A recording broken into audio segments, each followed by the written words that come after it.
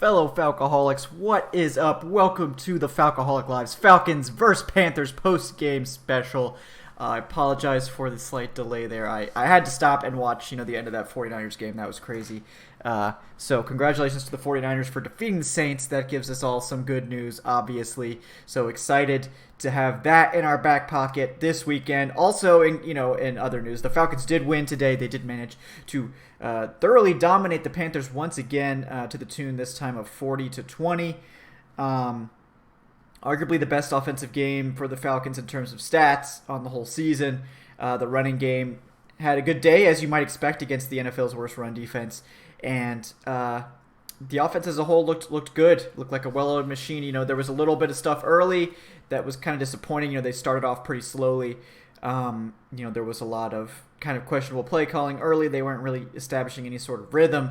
And then they kind of caught fire and went from there. In the second half, they really took off and were just doing a bang-up job.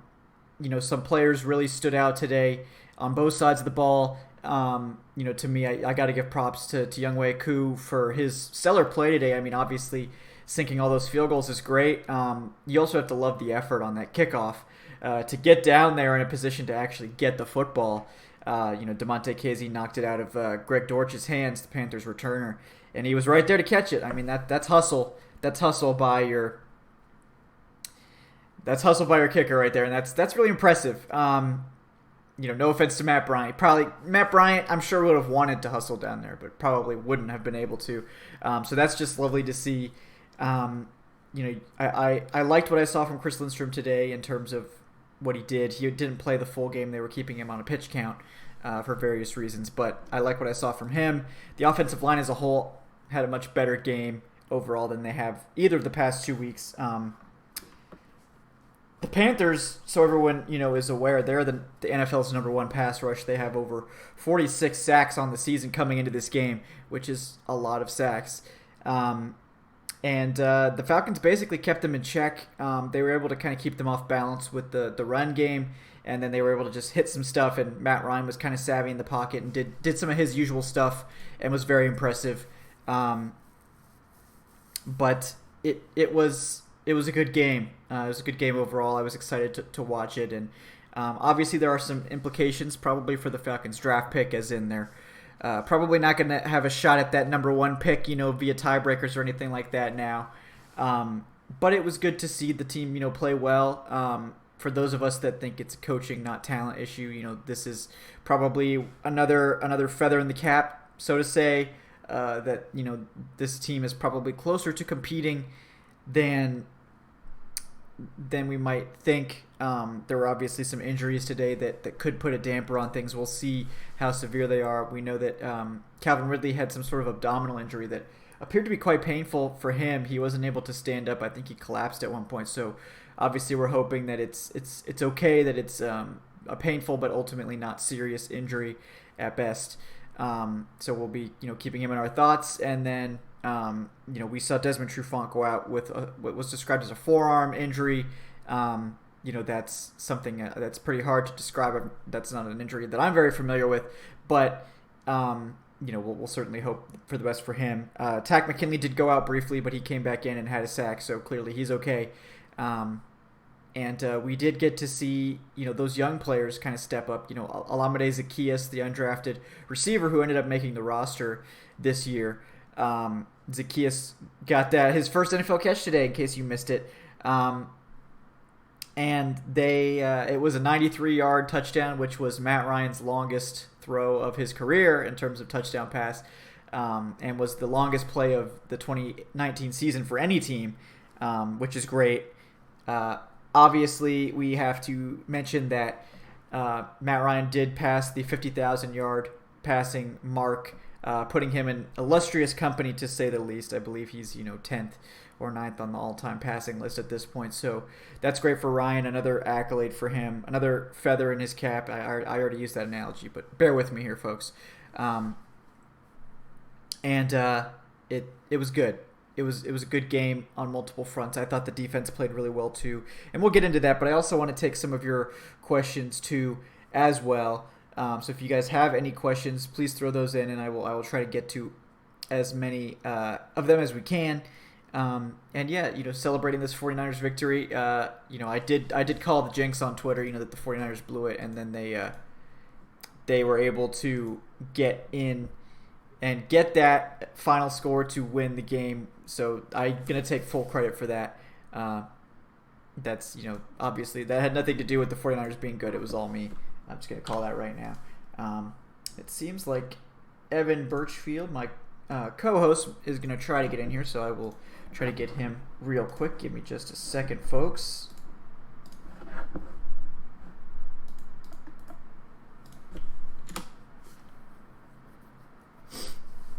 And like I said, if you have questions, throw those in. I will try to answer. I know there's a lot of discussion between Chase Young and Iowa defensive end AJ Epinesa. Both are good. Obviously, if like you're picking, between the two, Chase Young is the guy that's going to be at the top of your board for various reasons.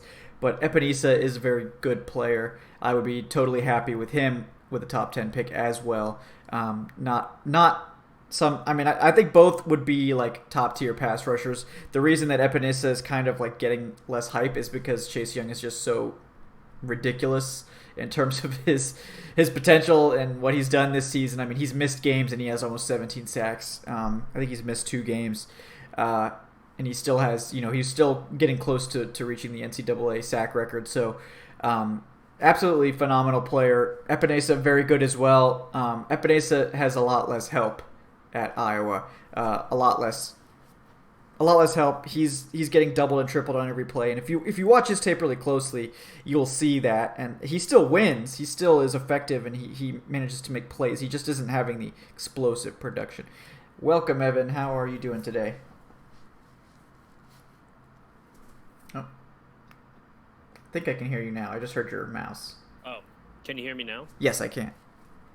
Welcome. I'm doing great. How you doing? Good. All right, hold on. There we go. All right, we're dual screen now. We're good. Perfect. So yes, we were talking about various things with the game and also celebrating that 49ers victory. So how was? Did you enjoy the end of that game there?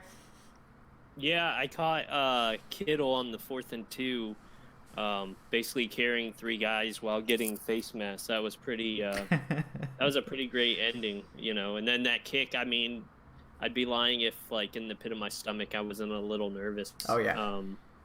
Just because there's a lot of voodoo going on usually in that stadium. So if he would have missed it, I wouldn't have been shocked. But looks like he cleared it, and Saints lost, so that's great. Hell yeah to that. Just happy to see the Saints lose and get knocked out of that number 1 seed. So, there's only so many things we can enjoy in a season like this, and the Saints' misery is one of them. So, I know that the fans were happy to see that, and I'm glad the 49ers pulled it off, Yep. Because otherwise it would have been like, oh man, what is Shanahan? Shanahan has this, he's just blowing games left and right. He should be winning, and I believe it was a really good game. It was, yeah, it was fantastic overall, just to watch. I mean, I obviously was watching the Falcons game, but during commercials, I'd flip it over, just because of it being like a shootout, and it lived up to the hype. Oh yeah, tremendous game, really fun. Just a good game overall. I'm glad that the right team won. Yeah. So yeah, I guess I just got done kind of talking about the players that I was really impressed with in the game. So why don't you go ahead and give us some of the players that you were impressed with? Because obviously you couldn't hear what I was saying, so there's no chance for cross contamination there. So go ahead, you have the floor. No, I mean, if I had to pick one, I think Devontae Freeman looked very good. He proved he's the best running back on our roster currently. Brian Hill, the run game overall should have had more success last time they played, and they struggled. Obviously, Freeman wasn't in that game, and Brian Hill was a starter. But it's like Brian Hill looks better. It's like he's not a starting running back, but he's a perfect backup, change of pace back, and I think it kind of proved it today. Freeman looked great. I just to, plug myself, I claimed on Twitter he would score today, and he sure enough did. There you go. First of the season, which is really shocking considering where we are in the season. But aside from that, it was overall good football across the board. Seeing the Zacchaeus touchdown was incredible. I believe it was the 3rd longest in NFL or not NFL history, in franchise history. I think it might be Matt Ryan's longest or one of his longest passing touchdowns. So Yeah. I mean, it was pretty cool to see. I was kind of expecting more from Hooper being back, and he pretty much was non-existent in the game, but he might not be at 100%. But there was, in fairness to him, Matt Ryan overthrew him a couple times, which I thought was kind of odd. But aside from that, I mean, everybody played out. Ridley looked really good until he left with that abdominal injury. So Yeah. I guess currently we don't know the specifics of that, but hopefully it's nothing major. Yeah, hopefully it's okay. It was kind of scary sounding, so hope that it's all right. And then shout out to our whole defensive line who looked really good. Yeah, if only we could play the Panthers every game, because they seem to just dominate the Panthers. Oh, because in KZ. Yeah. Freaking, he was. I mean, because he had 2 interceptions, and then the fumble on the kick return was because of him, I believe. Yeah, I think so. So yeah, he that's true. knocked it out into Ku's arms basically. So. Just a great day overall, really. I mean, it's hard to single out one person. You know, when we suck, it's hard to single out one person. But like a day like this where we dominate, it's hard to single out just one person. The overall team played well. Yeah. I agree. Like, it was kind of a whole unit performance on defense and offense. It wasn't like anything too crazy as far as single person performances. But yeah, I mean, Ryan was like a little bit off on some of those deep shots, but then he hit some other ones, so it was like it kind of worked out. Overall pretty well. And like you said, like KZ's like Kyle Allen's kryptonite. He just like, man, I think he has all 3 of his interceptions this year have come off Kyle Allen, I believe. So, just kind of crazy to see that, but nice to see. I think it's clear that KZ's a better player at safety. Just his instincts back there are just so much better. Like, he just knows where to be, what to do, and it just seems like it would be like kind of just a waste to put him back at corner because of how well he plays at safety. And somewhat surprisingly, I would say like Ricardo Allen being a quality strong safety too. Like, he's not very big, but his tackling technique is really solid. So that seems to offset a lot of the issues that he would face with his size. So I've been impressed there as well. It's got some questions here. We will answer. So go ahead. Ryan, just mention Ryan Allen coming in after being cut and then picked back up by the Falcons on Saturday or Friday or something. I thought he played really well. One of them was technically at the 1, but who was it? Christian Blake, I think, stepped out. Yeah, that was really close, but yeah, that was a really good punt. That wasn't on him that he stepped out of bounds. So no, yeah, so that was good. He's looked. I mean, because a lot of Falcons fans were kind of like, why are we getting rid of him? He's looked really good, and now he's back because of the, Bosher thing going on IR. Yeah. So, he can finish the season out strong and probably make a strong argument to be the punter next year. Yeah. I mean, it just depends on how much of Bosher's contract is guaranteed or whatever. But it's not like it was a huge contract either way. So if they legitimately feel that like Ryan Allen's a better option, that's a possibility certainly. Let's see. All right, Paul Mack, what spot do we think this win will move us to in the draft positioning? I believe the Broncos won, and the Bucks won, and I'm trying to think of those other 4-8 teams who might have won. Did the Jets beat the Dolphins? I believe the Jets did win. So like those were a lot of the 4-8 teams. I know that the Lions are going to move up ahead of the Falcons now because they were 3-8-1, and I believe they lost. So, like, I would say probably, like, 7-8-ish is where we'll end up after this week. But in reality, I don't know that this is going to really affect our draft positioning that much over the course of the... It's really going to be more about the other 3 games. Like, if the Falcons lose the remaining 3 games, they could definitely be back in the top 5, easily. It just depends what happens, with the rest of the teams. The Dolphins were really close, for instance, to winning and being 4-8. The Washington was actually somewhat close to beating Green Bay, which was crazy. There's a lot of potential for, and we talked about it, on Wednesday. There's a lot of potential for some of these other teams to win games and get to 4 to 5 wins. So if the Falcons lose out, they'll probably get back around that 5 spot, maybe a little higher. If they continue winning, it's anybody's guess. If they win out, obviously they're going to be picking in the teens, like probably the late teens. So I don't think that's going to happen because they play the 49ers next week, and that's going to be a loss. But the final two, who knows? They could mess around and win those games, I guess, and that would not be great. Let's see. Hal Snipes asks, who are our starting guards versus the 49ers? I mean, I hope it's Lindstrom and Gono. I think those two guys look the best by far. Schweitzer obviously got hurt. And I wouldn't say he was like bad in this game or anything, but I thought Matt Gono and Chris Lindstrom both looked really good when they were playing. And I think that answers somebody else's question about Lindstrom. I thought Lindstrom, when he was in the game, looked like really good. You could see his athleticism. He was pulling really well. He was hitting those second level blocks. That was an impressive game by Lindstrom in his first game back, and we'll obviously continue to monitor that as he plays. And I suspect next week he'll probably get his full snaps. They were just kind of working him in a little bit this week. Falcons at 49ers prediction. It's going to be an L for me. What do you think, Evan? Probably what we saw today, maybe like a 40-20 loss, obviously, but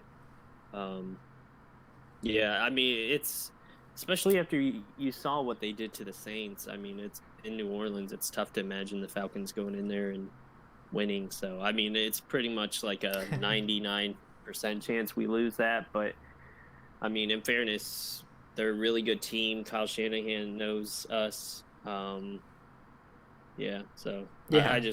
don't see that as a victory. But, I mean, at this point, I don't know that we need a bunch of victories anyways for draft position. So right, it is what it is. Yeah, no, I'm comfortable, losing out now.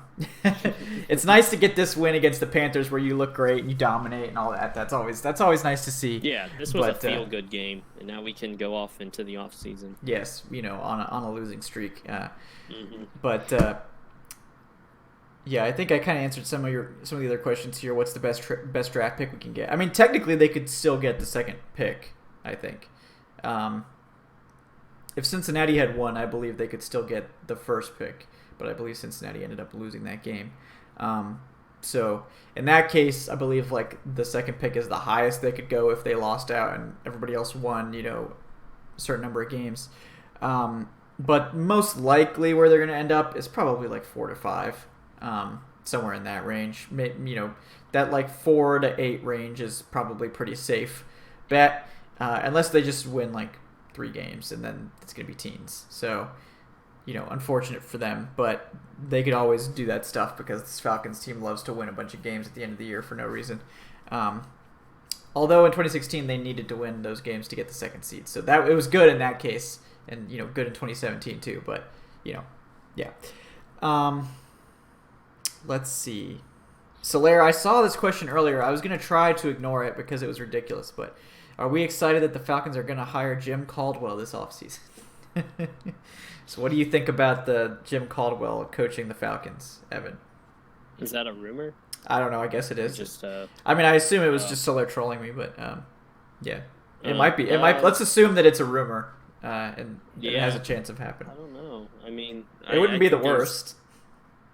Yeah, that's what I'm saying. I think there's worse out there. I think there's better out there, but,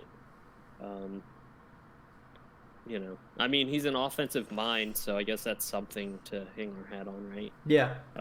We need it. I think everyone agrees we need an offensive mind and no more defensive minds coming in, because they've failed to actually make the defense good twice. So. Yeah. Yeah. I mean, that's the point I'm at. I haven't really sat there and thought of who I want to replace Dan Quinn just because he's still the coach. Right. But I'm definitely in agreement that there needs to be an offensive mind in there because you're not.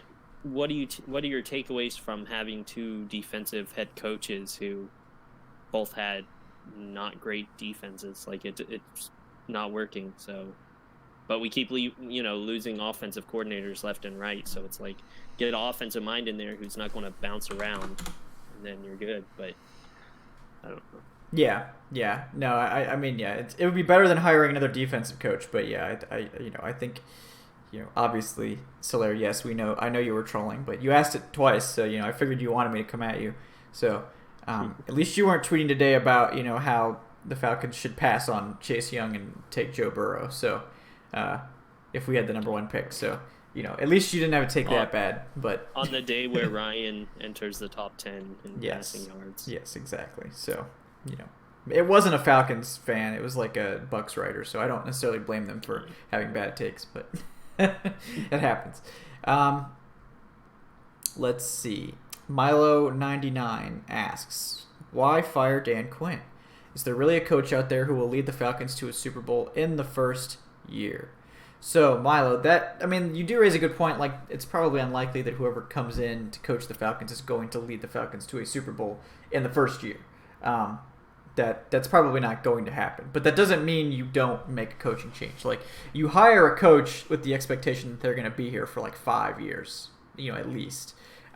So when you hire a new coach, you're saying like, we want this coach to come in and we want them to get us to a Super Bowl, as soon as they can, but ideally like 2 years, maybe 3 years. With Dan Quinn, it was 2 years, 15, 16, to get everything settled. So I think you hire a new coach with the expectation that like he's going to help us compete this year. The Super Bowl, not necessarily a guarantee, but and then you hope in that second and third year of them being here that you're in that position where you're competing for Super Bowls every year.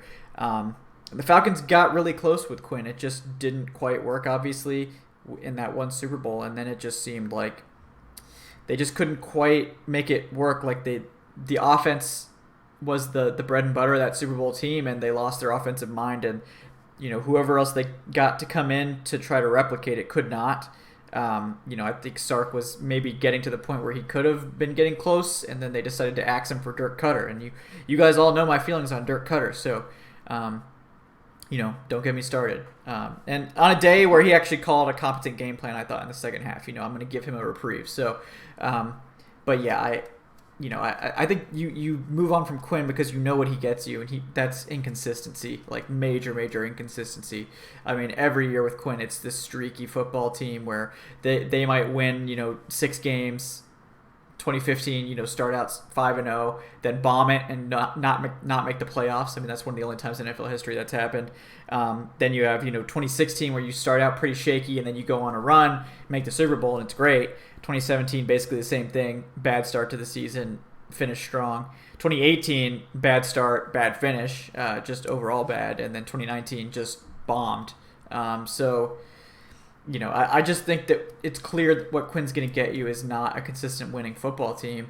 And I think that if you can't get that, you need to keep looking for it. Now, if you're going to be like a streaky team where you're like the Panthers were with Ron Rivera for a while, it was like, oh, we're going to be 7-9, and then we're going to go like 12-4 and like be, look like one of the best teams in the NFL. That's cool. Like you could maybe say that's worth it because for those on years, you're competing for a Super Bowl. With Quinn, it just seems to be like it's not even that good, and it's all ambiguous now because it's like, well, was it really Kyle Shanahan that got us to the Super Bowl and all that? And you just coming off 2 losing seasons back to back, that usually gets coaches fired, and there's good reason. Like, you can't be consistently bad. And that's what's happening here. So, let's see. You have any takes on whether about Dan Quinn's situation there, Evan? I've been on record like I want him back, which is unpopular, but I totally understand why he'll most likely be fired. I've just always been kind of, unless your coach is going like 2-14 every season, I've historically been opposed to it, but I totally understand why they'll more than likely move on. I think Dimitrov, I definitely want gone, and I blame him for more of the problems. But, it is what it is. If Dan Quinn knew his job was on the line, and he, I don't know how much hand he had in bringing in Dirk Cutter to run his offense, but, that right there should be a fireable offense on whoever decided that, because I don't think the offense has really looked to the level of where they need to be. I think it's been more of the offense succeeding because they're so talented, right, opposed to the plays that are actually being drawn up. Like, I'm pretty sure me or you could get out there and come up with a play to make the Falcons score a touchdown just because of how good that offense is. I know they've had offensive line problems, but I mean, you've got freaking Julio Jones, Austin Hooper, Calvin Ridley. You see what our depth at receiver's doing. Yeah. You should have a much more balanced offense, and they're very streaky. With a couple games they've scored like 10 points or whatever, and then it's like today, 40 points. Right.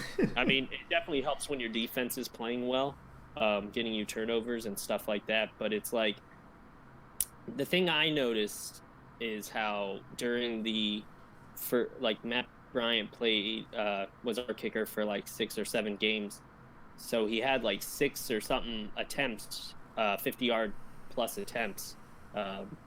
Where today was Koo's first 50-yard attempt. Yeah. Like they've been getting him in much favorable field goal position, and that shows that the offense has been getting deeper into the red zone instead of stalling right in that 50-plus range, which is usually hit or miss. But I don't know. I've just not been a big fan of the offense, and I know that's not like a rare take. I think a lot of people haven't been this year, but Yeah, no, I agree with you. Like, I think that the team honestly knows that Koo is a strong short yardage kicker, and I don't know that he can make much above 50. Like, that one today was super. I was kind of excited seeing the 50. I was like, oh, they're finally having him kick a 50-plus.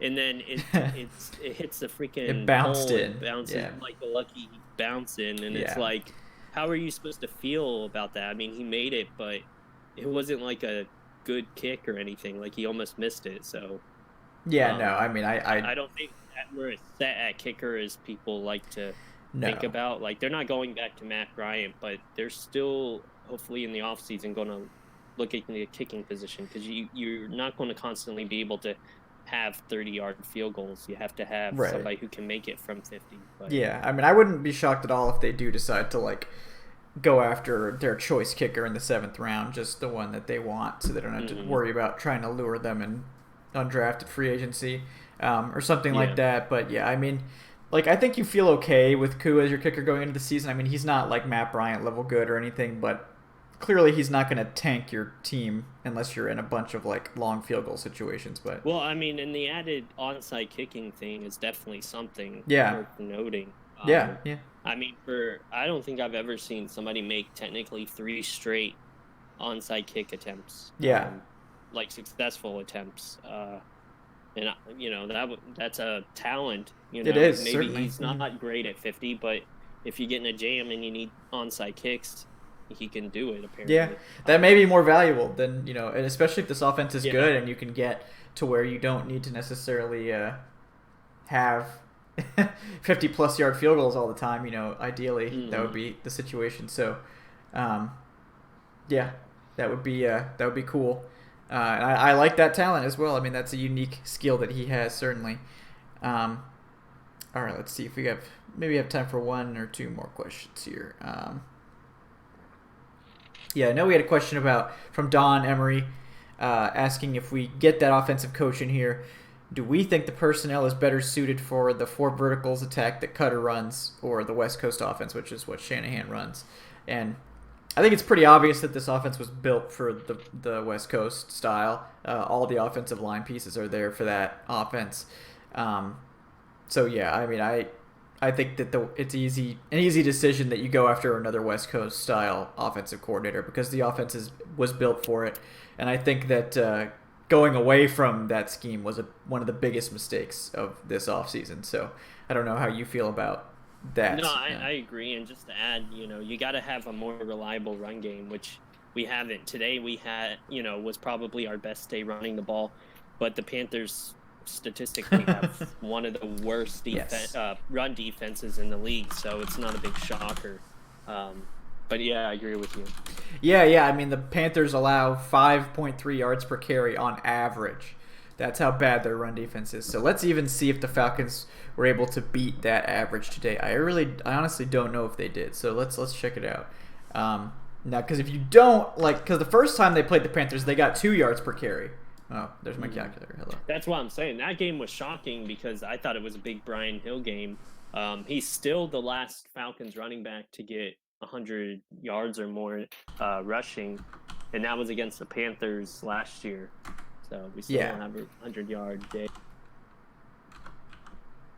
Yeah, I mean, Freeman probably could have gotten there. Yeah. Yeah, they took him out, so. Oh, yeah, he would have if not. Yeah, he did. Yeah, there was like a hold there. All right, let's see. Okay, we actually didn't even hit 5.3 yards per carry, which is a really high amount of yards per carry, by the way. Like, that's really good.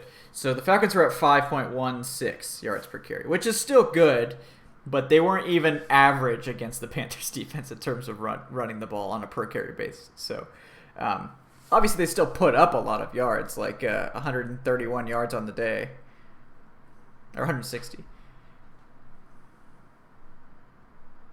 It does. Yep. I didn't include Schaub's kneel down. I didn't include that, but I did include all of Freeman's carries, all of Hill's carries, Ryan's one carry, and then Ollison's carries. So not including the kneel down. Oh yeah. Yeah. If I just do Freeman and Hill, it's like, let's see. The better running backs over the last couple of weeks, but he struggled today.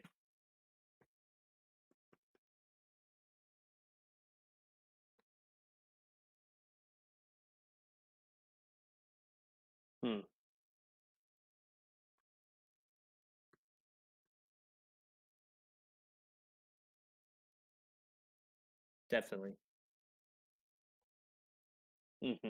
We're just saying consistency because 1 week they'll do this, and then the next week they'll have, I don't know, whoever the starting running back is, if it's Freeman, he'll have like 17 carries for like 40 yards, and it's like, well, that's not a good day. But yeah, today was much better. Even Hill had a much better day, and he struggled as a starter. That's why I'm thinking he's probably just better served as a, change of pace or whatever. Yeah, I got you. All right.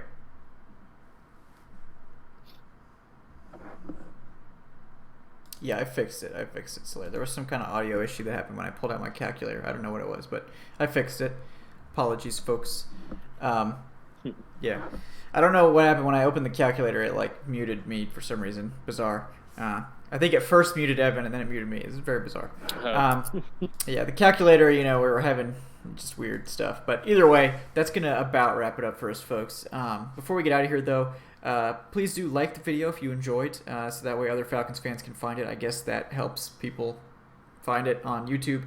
And if you're not already subscribed, do that as well. And we'll be back on Wednesday for another show. We'll be back to our regularly scheduled programming.